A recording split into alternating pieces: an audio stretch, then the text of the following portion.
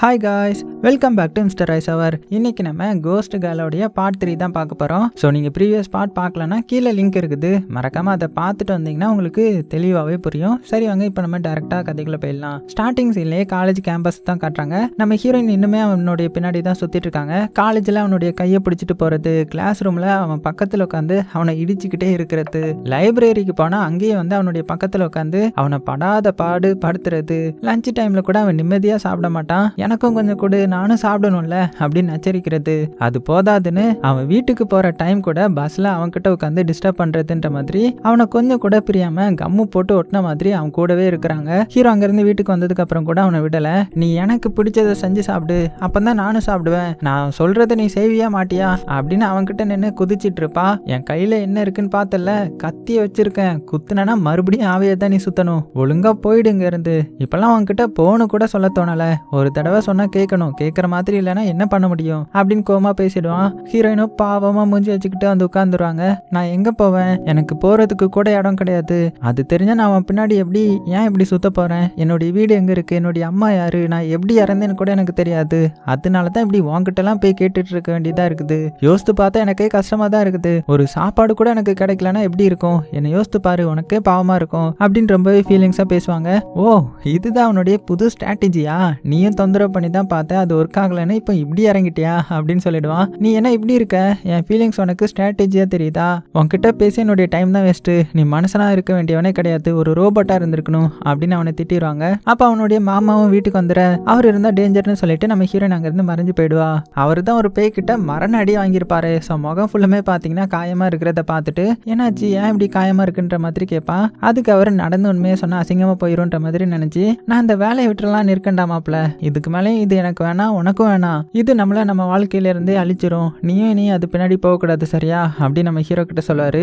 என்ன இது, எப்போ நம்மள தானே அதை பண்ணாத இதை பண்ணாதேன்னு சொல்லுவாரு. ஆனா இப்போ அவரே இது வேணான்னு சொல்றாரு, பயங்கரமா எங்கேயோ சமத்தி ஆடி வாங்கியிருப்பார் போல, அதனாலதான் இப்படி ஞானம் வந்த மாதிரி பேசிட்டு இருக்காருன்ற மாதிரி யோசித்து, அப்படியே மாமா சரி, அப்ப எனக்கு தேவைப்படுறது 9 லட்சம், அந்த 9 லட்சம் பணத்தை கொடுத்துருங்க, நான் எங்கேயும் எந்த ஒரு பேய் பின்னாடியும் போக மாட்டேன், என்னுடைய கண்ணுக்கும் எந்த ஒரு பேயும் அதுக்கப்புறம் தெரிய போறது இல்லை அப்படின்னும் போது, சாப்பிடுற தம்பி அப்புறம் பேசலாம் அப்படின்னு சொல்லி சமாளிச்சுட்டு நல்லா சாப்பிட்டுட்டு இருப்பாரு. நம்ம ஹீரோயினும் அங்கிருந்து போயிருக்க மாட்டாங்க, வெளியில கேட் கிட்ட நின்னுட்டு, என்னை விட்டு நீங்க மட்டும் சாப்பிடுறீங்க தானே, நான் கேட்டதை தான் நீ செஞ்சு தரல, இருக்கிற சாப்பாடையாவது எனக்கு தரமாட்டியா ப்ளீஸ், எனக்கும் பசிக்கும்ல, எனக்கு கொஞ்சோண்டு கூட அப்படின்னு கேட்டுட்டு இருக்கும்போது நம்ம ஹீரோ அங்க இருக்கிற பூனைக்குட்டிக்கு சாப்பாடு செஞ்சு கொடுக்க போறேன்னு மாமா கிட்ட கதை சொல்லிட்டு ஹீரோயினுக்கு மறுபடியும் வந்து சமைச்சிட்டு இருப்பான். சோ சாப்பாடு கிடைக்க போகுதுன்ற மாதிரி ஹீரோயினும் செம்ம ஜாலியா குதிச்சிட்டு இருப்பாங்க. அங்க இருந்து அடுத்த சீன்ல ப்ரொஃபசர் ஜூவா தான் காட்டுறாங்க. அங்க ஒர்க் பண்ற ஸ்டாஃபும் வேலை முடிஞ்சிருச்சுன்னு வீட்டுக்கு கிளம்பி போக, அவர் டேக் கேர்ன்ற மாதிரி சொன்ன ஒரு வார்த்தையை வச்சுக்கிட்டு, இது போதுண்டா எனக்கு, நீங்க சம்பளமே கொடுக்கலனா கூட பரவாயில்ல அப்படின்ற லெவலுக்கு ஹாப்பியா கிளம்பி போவாங்க. ப்ரொஃபசர் ஜூ ஒரு குட்டி டாக் வச்சிருப்பாரு, அது கூட அவருடைய குழந்தை மாதிரி கேர் பண்ணிட்டு இருப்பார்ல, அதுக்கு ஒரு ஓனரை தேட ஒரு போஸ்ட் வந்து ரெடி பண்ணிட்டு இருப்பாரு. அதுக்காக அந்த நேரம் பார்த்து அந்த வழியா நம்ம ஹீரோவுடைய சீனியர் கிரஷ் அங்க வராங்க. அந்த குட்டி டாக் அங்க இருக்கிறத பார்த்துட்டு அதை கொஞ்சம் விளையாண்டுட்டு இருப்பாங்க. அப்பதான் ப்ரொஃபசர் ஜூ அங்க இருக்கிறத பார்ப்பாங்க. அவர் தான் அங்க போஸ்ட் ஒட்டிட்டு இருப்பாரு. இவங்களை பார்த்ததுமே வெளியில வந்து பேசிட்டு இருப்பாரு. நீங்க என்ன இந்த பக்கம், உங்க வீடு இங்க பக்கம் தானா, அப்புறம் நான் எனக்காக அந்த குட்டி டாகை கேர் பண்ணிக்கிட்டீங்க தானே, ஸோ ரொம்பவே தேங்க்ஸுங்க அப்படின்னும் போது, அதில் என்ன சார் இருக்குது, அது ஒன்றும் பிரச்சனை இல்லை, ஆமா இதான் உங்க ஹாஸ்பிட்டலா, நான் இன்னைக்கு தான் பார்க்குறேன், குட்டி டாகுக்கு இன்னும் ஓனர் கிடைக்கலையா, போஸ்ட்லாம் ஒட்டிட்டு இருக்கீங்கன்ற மாதிரி கேட்டுட்டு அந்த பொண்ணு கேட்கும்போது, ஆமாங்க இன்னுமே கிடைக்கல, சீக்கிரமாக கிடைச்சிருவாங்க, அப்புறமா நீங்கள் என்ன இந்த இடத்துல பார்த்தது யாருக்கிட்டையும் சொல்ல வேணாம், அப்புறம் எல்லாருமே என்ன டாக்டரை பார்க்க ஆரம்பிச்சிருவாங்க, அது வேணாம், எல்லாருக்கும் நான் ப்ரொஃபஸராகவே இருக்கிறேன் சரியா, அதுதான் சரியா இருக்கும் அப்படின்னு வேற ஏதோ 420 வேலை பார்க்குற மாதிரி இப்படி யாருக்கும் தெரிய வேணான்ற மாதிரி சொல்லி அனுப்பிடுவாரு. ஸோ இவர் யாரு என்ன பண்றாரு அப்படின்றது பாப்போம் போக போக. அடுத்த சீன்ல நம்ம ஹீரோ செஞ்சு வச்ச சாப்பாட்டை நம்ம ஹீரோயின் வந்து பூனைக்குட்டி மாதிரி அப்படியே ஒளிஞ்சு மறைஞ்சு வீட்டுக்குள்ள வருவாங்க சாப்பிட்றதுக்காக. ஸோ ஹீரோடைய அங்கிள் கிட்ட இருந்து தப்பிக்கிறது தான் பெரிய டாஸ்காவே இருக்குதுன்ற மாதிரி புலம்பிக்கிட்டே வருவாங்க. எப்படியும் அவரை தாண்டி ஹீரோடைய ரூமுக்கு போயிடுறாங்க. அங்க அவன் குழந்தை மாதிரி கியூட்டா தூங்கிட்டு இருப்பான். அவனை பார்த்துட்டு, தூங்கும்போது கூட மூஞ்சி எப்படி வச்சிருக்கான் பாரு உம்முன்னு, ஆனா அதுவும் நல்லா தான் இருக்குது அப்படின்னு அவனை பார்த்துட்டு அவனுடைய ரூமை சுத்தி பார்த்துட்டு இருப்பாங்க. ஹீரோ அவனுடைய அம்மா அப்பா கூட இருக்கிற போட்டோவை பார்த்துட்டு, ஓ இவனுக்கு இப்படி ஒரு குட்டி ஃபேமிலி இருந்துச்சா, ஆனா அப்புறம் ஏன் இவன் எப்போதுமே நாடோடி மாதிரி தனியாவே சுத்திட்டு இருக்கிறான், இவனை புரிஞ்சிக்கவே முடியலையடா, இவனை வச்சு என்னதான் பண்றது, நம்ம கிஸ் பண்ண ஒரு சான்ஸ் கூட கிடைக்க மாட்டேங்குது, கிடைச்சா தானே நானும் என்னுடைய ஃபேமிலியை கண்டுபிடிக்க முடியும், கரெக்டா இப்பதான் அந்த சான்ஸ் கிடைச்சிருக்குது, ஸோ நல்லா தூங்கிட்டு இருக்கான், இதான் சரியான டைம், ஏதோ அவன்கிட்ட போறோம், அவனுக்கே தெரியாத மாதிரி அவனை கிஸ் பண்ணிட்டு நம்மளுடைய பிளாஷ்பேக்கை கண்டுபிடிக்கிறோன்ற மாதிரி யோசிச்சுட்டு மெதுவா மூச்சு காத்து கூட அவன் மேல பட்டு எழுப்பிடக்கூடாதுன்றதுக்காக அவனுடைய பக்கத்துல போயிட்டாங்க. ஹீரோவும் இவங்க வந்தது தெரியாம அப்படியே நல்லா தூங்கிட்டு இருப்பான். ஹீரோயின் டைம் பார்த்து கிஸ் பண்ண போக ஹீரோடைய அங்கிள் வந்து தூக்கத்துல வளர்றன்ற பேர்ல கத்தி பிளானையே ஸ்பாயில் பண்ணிடுவாரு. ஹீரோ எந்திரிச்சிட்டான். ஹே பிசாசு, என்னடி இங்க பண்ற, என்ன பண்ண போற நீ, இந்த நேரத்துல நீங்க என்ன பண்ணிட்டு இருக்க அப்படின்னு பத்திரிப்ப எந்திரிச்சு உட்காந்து கேட்டுட்டு இருப்பான். ஐயோ மாட்டிக்கிட்டோமே, நான் உன்னை எதுவும் பண்ணலப்பா, நீ செஞ்சு கொடுத்த சாப்பாடை தான் எடுக்க வந்தேன்ப்பா, வேற எதுவும் இல்லை, சரியா, தேங்க்ஸ் சொல்லிட்டு போலான்னு வந்தேன் அப்படின்னு அங்க இருக்கிற போட்டோல நீ கியூட்டா இருந்தியா, அதை தான் நான் பார்த்துட்டு இருந்தேன் அப்படின்னு சொல்லி ஏதோ சமாளிச்சுட்டு இருப்பாங்க. ஹீரோக்கு தான் ஹீரோயினுடைய பிளான் என்னன்னு தெரியும் இல்லையா, அவளை துரத்திக்கிட்டே போய் ரெண்டு பேரும் அங்கேயும் இங்கேயுமா ஓடி கலாட்டா பண்ணிட்டு இருப்பாங்க.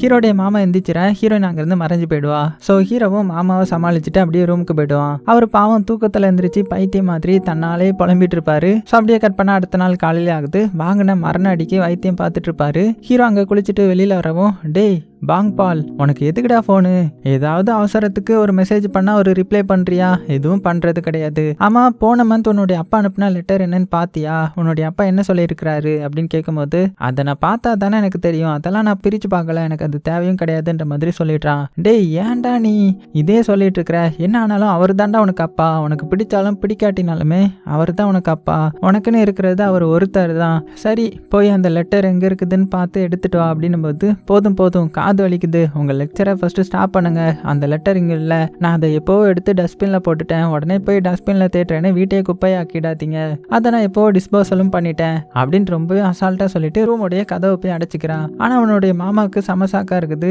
இவன் ஏன் இப்படி பொறுப்பு இல்லாம இருக்கிறான், இவனுடைய அப்பாவை எதுக்கு இந்த அளவுக்கு இருக்கிறான், இப்படியே விட்டா இது நல்லதுக்கு இல்லையே, இப்ப எந்த குப்பைக்கு போய் நான் அந்த லெட்டரை தேட, இவனை வச்சுக்கிட்டு என்னெல்லாம் பட போறனோ அப்படின்னு புலம்பிக்கிட்டே போய் வீட்டு பக்கத்துல இருந்த ஒவ்வொரு குப்பை கவரையா தட்டி அந்த லெட்டரை தேடிட்டு இருப்பாரு. அங்க வந்த லேடி, அடச்சா திருட்டு பசங்க அட்டிலையும் அதிகமாயிடுச்சு, குப்பையை கூட விட்டுறது கிடையாது, இவனுங்கெல்லாம் எங்க இருந்து வரானுங்களோ, நம்ம பொழப்புல மண்ணள்ளி போட அப்படின்னு நினைச்சிட்டு வந்து, இங்க பாருங்க இங்க வந்து இப்படி குப்பையெல்லாம் எடுக்க கூடாது, நான் அந்த குடோன் மேனேஜ் பண்ணிட்டு இருக்கிறேன், நீங்க நான் இருக்கும்போது இப்படி வந்து குப்பையை கூட திருட பாக்குறீங்களே அப்படின்னும் போது, ஐயோ அப்படிலாம் இல்லம்மா, ஒரு முக்கியமான லெட்டர் ஒண்ணு மிஸ் ஆகிட்டு, இங்கதான் என்னுடைய பையன் போட்டேன்னு சொன்னான், அதை மட்டும் நான் தேடி எடுத்துட்டு போயிட்டுறேன்னு, நான் திருடெல்லாம் இங்க வரல அப்படின்னு பதிலுக்கு சொல்ல, அப்படியே ஆர்கியூமெண்ட் பெருசாகி, யோ உன் மூஞ்ச பார்த்தாலே நல்லாவே தெரியுது, அதான் பக்கா திருடன்னு எழுதி ஒட்டிருக்கு, நீ என்னன்னா என்கிட்டயே கதை சொல்லிட்டு இருக்கியா, இப்ப இங்கிருந்து போறியா இல்ல உன்ன குப்பை திருடன்னு சொல்லி போலீஸ் கிட்ட பிடிச்சு கொடுக்கவா அப்படின்னு சொல்லி அவர் தலையிலேயே ஒரு அடிப்பட அவர் அப்படியே கீழே விழுந்துருவாரு. ஸோ இதை பார்த்த ஹீரோ எல்லாத்தையும் பார்த்துட்டு, நம்ம இதுல தலையிட வேணா, அவருக்கு வாங்கி கட்டிக்கிட்டோம் அப்படின்னு சொல்லிட்டு காலேஜுக்கு போயிடுவான். அப்புறமா நம்ம ஹீரோ கரெக்டா என்ட்ரன்ஸ்க்கு வர அவனுடைய சீனியர் கிளாஸ் இருக்காங்க இல்லையா, அவங்க அந்த இடத்துக்கு வந்துடுவாங்க. அவங்கள பார்த்ததுமே அவ்வளவுதான் அப்படியே ஆஃப் ஆகி உறைஞ்சி நின்றுட்டு இருப்பான். அந்த பொண்ணு வந்ததே வந்துச்சு, பார்த்துட்டு போகாம அவங்ககிட்ட நின்று பேசி, நான் உன்னை நெக்ஸ்ட் கிளாஸ்ல பாக்குறேன் சரியா அப்படின்னு வேற சொல்லிட்டு போக, அவங்கள நினைச்சு பார்த்தாலே போதும் அன்னைக்கு ஃபுல்லாவே உலகத்தை மறந்து சுத்துவான். இப்போ எப்படி நெக்ஸ்ட் கிளாஸ்ல பாக்குறேன்னு வேற சொல்லிட்டு போயிருக்காங்க இல்லையா, ஸோ செம்ம எனர்ஜியா இருக்கிறான். கிளாஸ் ரூமுக்கு போயும் ஒரே வைப் தான், பயப்புள்ள செம்ம ஜாலியா அப்படியே ஃபீல் பண்ணிட்டு இருக்கும் போது பெண்ணு வந்து கீழே விழுந்துட்டுன்ற மாதிரி குனியவும், யாரோ வந்து அதை எடுத்து கொடுக்க, கிரஸ் தான் வந்துட்டாங்க அப்படின்னு ஹாப்பியா பார்ப்பான். ஆனா அங்க வந்திருக்கிறது நம்ம ஹீரோயின் தான். இங்க ஒருத்தன் ரொம்ப ஹாப்பியா இருக்கான் போலயே, இருக்கிற எல்லா லைட்டையும் ஆஃப் பண்ணிடலாம் போலயே, அவ்வளோ வால்டேஜ் தான் உன்னுடைய முகத்துல தான் எரியுது பல்பு அப்படின்ற மாதிரி கலாய்க்க, அதை கெடுக்க தான் நீ வந்துட்டியே, இனி எப்படி நான் சந்தோஷமா இருக்க முடியும், என்னுடைய வாழ்க்கையில என்னுடைய நிம்மதியே இருக்கக்கூடாதுன்னு நினைக்கிறது நீ தான், அதானே உன்னுடைய கோல் அப்படின்னு அவளை போட்டு திட்டிகிட்டே இருக்கிறான். ஸோ இந்த டைம்ல ஹீரோவை தேடி அந்த ரேங்கும் சாங்கும் இருக்காங்கல்ல அவங்க வருவாங்க. அவங்க இதை பார்த்துட்டாங்க, இவன் என்னடா இப்படி தனியா பேசிட்டு இருக்கிறான், நம்மளே பைத்திய கூட்டம், இவனை சேர்த்துக்கலான்னு பார்த்தா இவன் நமக்கு மேல பைத்தியமா இருக்கானே அப்படின்னு ரேங்க் சொல்லும்போது, இதை கேட்ட சாங், டேய் சும்மாறா நீ, அவன் என்ன தனியா பேச நம்மளை மாதிரி முட்டாளா, அவன் பேய் கூட பேசிட்டு இருக்கிறான், அவனால பேயை தான் பார்க்க முடியும்ல, ஸோ இவன் ஒருத்தன் கிடைச்சா போதும்டா, அவனுடைய கையில காலில் விழுந்தாவது நம்ம கூட பார்ட்னராக அவனை ஒத்துக்க வைக்கணும் அப்படின்னும் போது, அதே டைம்ல இந்த சைடு நம்ம ஹீரோ அங்கிருந்து வெளியில வந்துடுவான். அப்போ ஒரு ஃபோன் கால் வருது, ஒரு பேயை ஓட்டுறதுக்காக இவனை வர சொல்லுவாங்க. அந்த பேய் கூட அவனுடைய மாமாவை மரண அடி அடிச்சிருக்கும் இல்லையா, அந்த பேய் தான் அது. ஸோ இவனும் பார்த்தீங்கன்னா சரி ஓகே நான் 2 மணி நேரத்தில் அங்கே வந்துடுவேன் அப்படின்னு சொல்லிட்டு போயிட்டு இருப்பான். நம்ம ஹீரோயினும் அவனை விடாம அவன் பின்னாடியே போவாங்க. இவங்க போறது பார்த்ததுன்னு பின்னாடியே இந்த ரேங்கும் சாங்கும் இருக்காங்க இல்லையா, அவங்களும் நம்ம ஹீரோ ஃபாலோ பண்ணிட்டே போறாங்க. ஹீரோ மறுபடியும் திரும்பி ஹீரோயினை பார்த்து ஏன் என் பின்னாடி வந்து டிஸ்டர்ப் பண்ற அப்படின்ற மாதிரி திட்ட இவங்க 2 பேரும் பின்னாடியே போயிட்டாங்க. டேய் நம்மள சொல்றானா இல்ல அவனுக்கு மட்டும் தெரியற பேய திட்டுறானடா, ஒண்ணுமே புரியலையே, வாடா அவனுக்கு முன்னாடி போயிடலாம் அப்படின்னு சொல்லி 2 பேரும் ஹீரோக்கு முன்னாடி போய் உட்காந்துட்டாங்க. ஸோ இதை வந்து நம்ம ஹீரோ வந்து நோட் பண்ணிட்டான். இந்த ஒரு பேயையே சமாளிக்க முடியல, இதுல இந்த 2 பிசாசங்களையும் வேற சமாளிக்கணுமா அப்படின்ற மாதிரி செம்ம டென்ஷன் ஆகிட்டான். அடுத்த சீன்ல ஹீரோடைய மாமாவை தான் காட்டுறாங்க. உட்காந்து ட்ரெஸ் வாஷ் பண்ணிட்டு இருப்பாரு. இந்த வீட்டுல ஒன்னும் உருப்படியா கிடையாது, வாஷிங் மிஷின் எதுக்கு இருக்குன்னே தெரியல, இதை ரிப்பேர் பண்ண மாட்டான். இந்த காலிங் பெல்லும் ரிப்பேர் ஆகி பல வருஷம் ஆகுது, அதையும் சரி பண்ண மாட்டான். சொல்ற பேச்சு ஒண்ணு கூட கேட்க மாட்டான் அப்படின்னு கோவத்துல ட்ரெஸ் வந்து வாஷ் பண்ணிட்டு இருப்பாரு. அப்பதான் அவருடைய வால் ஞாபகம் வரும். ஆமா அது எங்க போச்சு, இந்த பாங்க் பால் வேற எடுத்துட்டு போயிருப்பானோ, ஆனா அவன் எடுத்த மாதிரி தெரியலையே, எங்க போயிருக்கும் அப்படின்னு யோசிச்சுட்டு இருக்கும்போது பேய்கிட்ட அடி வாங்கி அதை அங்கேயே விட்டுட்டு வந்தது அவருக்கு ஞாபகம் வரும். ஐயோ அது கண்டிப்பா எனக்கு தேவையே அப்படின்னு சொல்லிட்டு அவர் பார்த்துட்டு இருந்த வேலையை ஸ்டாப் பண்ணிட்டு வால் எடுக்கணும்ன்ற மாதிரி கிளம்பி அங்க போயிடுவாரு. ஸோ அங்க தானே நம்ம ஹீரோ போயிட்டு இருப்பான். ஸோ அவன் மட்டும் போறது பார்த்தாதுன்னு நம்ம ஹீரோயினும் போறாங்க. ஹீரோயின் போதாதுன்னு ரேங்கும் சாங்கும் பின்னாடியே ஃபாலோ பண்ணிட்டு போயிட்டு இருக்காங்க இல்லையா. ஸோ ஹீரோ அங்க போகவுமே அந்த வார்டன் லேடி வந்து வரவேற்பு கொடுத்துட்டு இருக்காங்க. நீயாப்பா என்கிட்ட போன்ல பேசினது, நீயா போய் ஓட்ட வரேன்னு என்கிட்ட சொன்னது, பார்த்தா 10ஆம் கிளாஸ் படிக்கிற பையன் மாதிரி இருக்க, என்னால எப்படிப்பா நம்புறது, உனக்கு பேய் ஓட்டெல்லாம் தெரியும் தானே, பார்க்க சின்ன பையனா இருக்கியடா அப்படின்னு அந்த லேடி வந்து புலம்ப. ஐயோ நான் பார்க்க தாங்க சின்ன பையன், ஆனா எவ்வளோ பெரிய பேயனாலுமே அடிச்சு துரத்திடுவேன், நீங்க என்ன நம்பலாம், நீங்க எனக்கு பேமெண்ட் கூட லேட்டரா பண்ணிக்கலாம், நான் பேயை அடிச்சு துரத்தினதுக்கு அப்புறம் கூட நீங்க எனக்கு கொடுத்தா போதும் அப்படின்னு சொல்லி ரொம்பவே தைரியமா உள்ள போறான். நம்ம ஹீரோயினும் பாத்தீங்கன்னா அவங்க கூடவே போறாங்க. ரேங்க் சாங் 2 பேரும் ஹீரோக்கு தெரியாமலேயே ஹீரோ கூட வந்து இங்க ஒரு சூட் எடுக்க முடிவு பண்ணி எல்லாம் செட் பண்ணிட்டு இருப்பானுங்க. பகல் டைம்லயே அந்த இடம் பயங்கரமா இருக்கும். இப்போ நைட் வர இல்லையா, ஸோ பேய் வர்றதை விட அந்த இடமே பாக்குறதுக்கு அவ்வளோ டெரரா இருக்குது. ஹீரோ மெதுவா உள்ள போறான். அந்த ரூம்குள்ள போயிட்டு லைட் ஆன் பண்ணி அப்படியே மெதுவா சுத்தி முத்தி பார்த்துட்டு இருக்கிறான். நம்ம ஹீரோயின் அங்க வேற எங்கேயோ நடந்து போயிட்டு இருக்காங்க. அப்பதான் அவங்க கண்ணுக்கு நம்ம ஹீரோ மாமா மிஸ் பண்ண அந்த வால் கண்ணுக்கு தெரியுது. அதை எடுத்து கையில வச்சுட்டு பார்த்துட்டு இருக்கா. அதே டைம்ல இந்த சைட் ரேங்கும் சாங்கும் பாத்தீங்கன்னா வீடியோ ஸ்டார்ட் பண்ணி லைவ் ஷோ ஒரு பக்கம் போயிட்டு இருக்க. நம்ம ஹீரோ சைலண்டா சுத்தி உள்ள எல்லாத்தையுமே அப்சர்வ் பண்ணிட்டு ஒரு பீரோல் மேல டவுட் பட்டு அதுக்குள்ளதான் பேய் இருக்குமா அப்படின்னு நினைச்சு மெதுவா கதவை திறந்து பாக்குறான். ஆனா அதுக்குள்ள எதுவுமே இருக்காது. சரி உள்ள எதுவும் இல்லைன்னு சொல்லிட்டு கதவை க்ளோஸ் பண்ணிட்டு திரும்புற டைம் பார்த்து உள்ள இருந்து ஒரு பேய் ஹீரோடைய சட்டையை பிடிச்சி உள்ள இழுத்துடுமா. அந்த சத்தம் கேட்டு நம்ம ஹீரோயின் எந்திரிச்சு உள்ள வருவாங்க. அப்போ பீரோல்குள்ள நம்ம ஹீரோ கிட்ட ஒரு பொண்ணு பேசும். நீங்க இந்த இடத்த விட்டு போயிருங்க, நீங்க இங்க இருக்க கூடாது அப்படின்னு போது, இது என்னடா இதுக்கு முன்னாடி எங்க போனாலும் எல்லா பேயும் ரொம்ப வயலண்டா தானே இருக்கும், இங்க என்னன்னா இந்த பொண்ணு நம்ம மேல அக்கறையா இருக்காளே அப்படின்னு யோசிச்சுட்டு இருக்கும்போது இன்னொருத்தன் வந்து நம்ம ஹீரோயினை அட்டாக் பண்ணிட்டு இருப்பான். அவன் வேற யாரும் கிடையாது, இந்த பொண்ணோடைய ஹஸ்பண்ட் தான். அந்த ரூம்ல அந்த பொண்ணை அடிச்சு ரொம்பவே சித்திரவதை பண்ணியிருப்பான். ஸோ அதனால அங்க 2 பேருமே இறந்துருப்பாங்க. ஆனாலும் இறந்ததுக்கு அப்புறமும் அந்த பொண்ணை வந்து டிஸ்டர்ப் பண்ணிட்டே தான் இருப்பான். ஸோ நம்ம ஹீரோயினை அட்டாக் பண்றத பார்த்து நம்ம ஹீரோ என்ன பண்றான்னா வேகமா போய் அந்த பேய் கூட சண்டை போட ஆரம்பிச்சிருவான். அந்த இடமே ஒரு கலவர பூமி மாதிரி தான் மாறிட்டு இருக்கும். இது பார்த்தாதுன்னு அந்த வாழை எடுக்கணும்னு சொல்லி அந்த இடத்துக்கு ஹீரோடைய மாமாவும் வந்துருவாரு இல்லையா. உள்ள கூட போயிருக்க மாட்டாரு. இப்படி இங்க வினோதமா சத்தம் கேட்கறத பார்த்துட்டு சரி வாள் தானே காலையில வந்து எடுத்துக்கலாம், இப்போ அதை எடுக்க போறேன்ட்டு என்னுடைய உயிரை கொடுக்கறதுக்கு நான் பலியா இல்லப்பா அப்படின்ற மாதிரி வந்த வழியா வேகமா போக ஆரம்பிச்சிருவாரு. அதே டைம்ல உள்ள நம்ம ஹீரோ உயிரை கொடுத்து போராடிட்டு இருப்பான். அந்த பேய் ஹீரோவை போட்டு புரட்டி எடுத்துட்டு இருக்கும். இந்த சைடு நல்ல வியூ சீன்ஸ் கிடைச்சிருக்குடா அப்படின்னு சொல்லி ரேங்கும் சாங்கும் டெலிகாஸ்ட் பண்ணிட்டு இருப்பாங்க.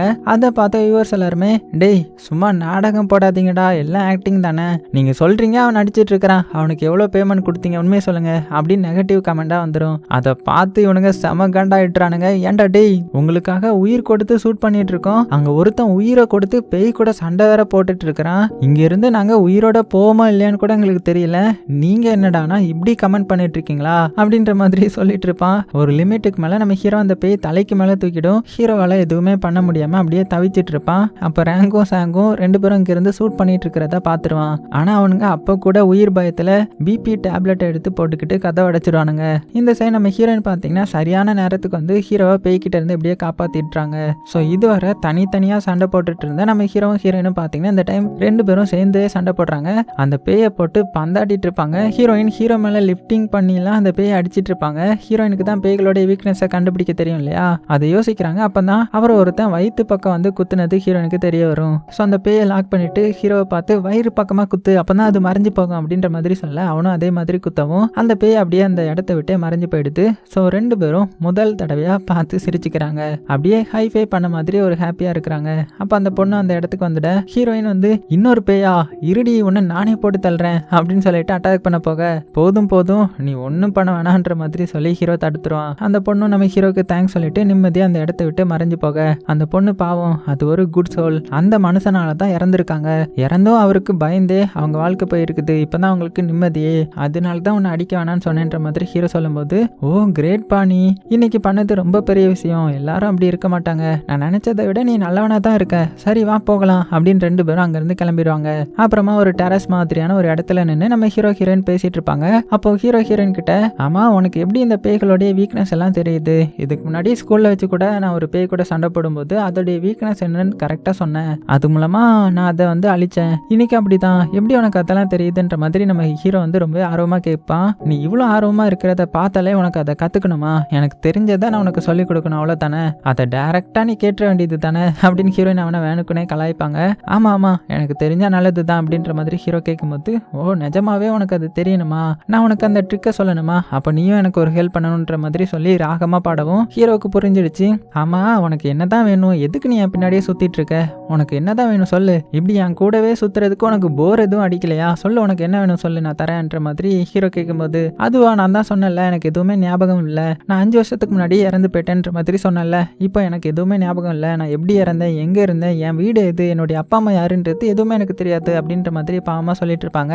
இதெல்லாம் உண்மையா? நான் கூட நீ சும்மா என்கிட்ட விளையாண்டுட்டு இருக்கேன்னு நினைச்சேன். அப்போ உனக்கு எதுவுமே ஞாபகம் இல்லையா அப்படின்னு கேட்கும்போது, ஆமாப்பா எனக்கு எதுவுமே ஞாபகம் இல்லை. ரீசெண்டா கொஞ்சம் ஞாபகம் வந்துச்சு. அதுவும் எப்போ தெரியுமா?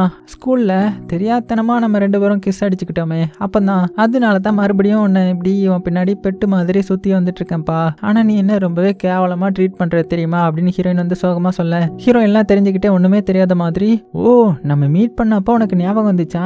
நான் என்ன பண்ணேன்? என்னால உனக்கு எப்படி அந்த ஞாபகம் வந்துச்சு? நான் எதுவும் பண்ணலையே அப்படின்னு அவகிட்ட விளையாடுவான். ஹீரோனுக்கு ரொம்பவே சையாகிடும். ஹே நீ தான் காரணம், நீ என்ன பண்ணன்னு உனக்கு நிஜமாவே தெரியாதா? ஏன் இப்படி நடிக்கிற? எனக்கு தெரியும் நீ என்கிட்ட விளையாடுறேன்னு. நானே என்னுடைய வாயால சொல்லணுன்றது தானே நீ எதிர்பார்க்கிற அப்படின்ற மாதிரி மூஞ்சியை சுட்டியா வச்சுட்டு சொல்லுவாங்க. ஹீரோவுக்கு சிரிப்பு வந்துடும். அடா இப்ப கூட நான் என்ன பண்ணேன், உனக்கு எப்படி மெமரிஸ் எல்லாம் ஞாபகம் வந்ததுன்ற மாதிரி கேட்டேன், ஆனா நீ சொல்ல மாட்ற அப்படின்னு அவளை சிரிச்சு பார்த்துட்டே இருப்பான். ஹீரோயினும் எதுவுமே பேசாம அமைதியா இருப்பாங்க. இவங்கிட்ட எப்படி கிஸ் பண்ணாதான் மெமரிஸ் வரும்ன்றது சொல்றதுன்ற மாதிரி தெரியாம அப்படியே முழிச்சிட்டு இருப்பாங்க. அப்போ டக்குன்னு நம்ம ஹீரோ என்ன பண்ணிடுறான்னா ஹீரோயினை கிஸ் பண்ணிட்டான். ஹீரோயினுக்கே ஷாக் ஆகிடும். அப்படியே அமைதியா நின்றுட்டு இருப்பாங்க. ஹீரோயினுக்கு மெமரிஸ் திரும்ப வந்துச்சான்றது கூட அவளுக்கு தெரிஞ்சிருக்காது. இவன் கிஸ் பண்ணதுல ஹீரோயின் அதே மறந்துடுவாங்க. அதோட இந்த பார்ட் முடியுது. ஸோ சமயம் முடிச்சிருக்காங்கல்ல. சரி ஓகே, அடுத்த எபிசோட்ல என்னாச்சுன்னு பார்க்கலாம். அது வரைக்கும் கொஞ்சம் பொறுமையா இருங்க, நாளைக்கு அப்லோட் பண்ணிடுறேன் ஓகேவா? ஸோ இந்த சீரிஸ் பிடிச்சிருந்துச்சுன்னா லைக் பண்ண மறந்துடாதீங்க. இன்ஸ்டா ஐடியா ஃபாலோ பண்ணாதவங்களாம் ஃபாலோ பண்ணிக்கோங்க. பேரு மிஸ்டர் ஐஸ் அவர் ஃபேமிலி. சேஃபா இருங்க. உங்களுக்கு பிடிச்ச எல்லாத்தையுமே ரொம்ப ரொம்ப சேஃபா பார்த்துக்கோங்க.